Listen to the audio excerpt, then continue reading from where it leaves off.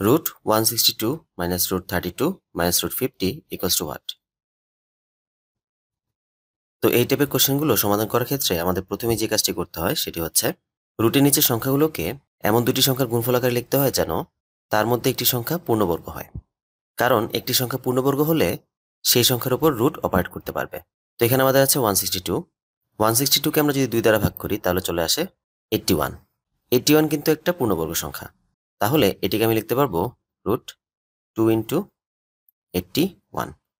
সেমভাবে এখানে হচ্ছে রুট 32কে ভেঙে বলা যায় 2 ইন্টু 16, যেখানে 16 হচ্ছে একটি পূর্ণবর্গ সংখ্যা। দ্যাট মিনস 2 ইন্টু 16 মাইনাস এখানে আছে 50কে ভেঙে আমরা বলতে পারি 2 ইন্টু 25, যেখানে 25 হচ্ছে একটি পূর্ণবর্গ সংখ্যা। তো এখানে আমাদের রুট 2 এর উপর অপারেট করলে হবে রুট 2, আর 81 এর উপর অপারেট করলে হবে 9, মাইনাস এখানে আসবে রুট 2 ইন্টু 16 এর উপর রুট অপারেট করলে হবে 4, এখানে root 2 into 5। That means 9 root 2 minus 4 root 2 minus 5 root 2, 9 root 2, 4 root 2 R 5 root 2 মিলে হয় 9 root 2। দ্যাট মিনস অ্যান্সার আসতেছে 0, অর্থাৎ কারেক্ট অ্যান্সার হচ্ছে 0।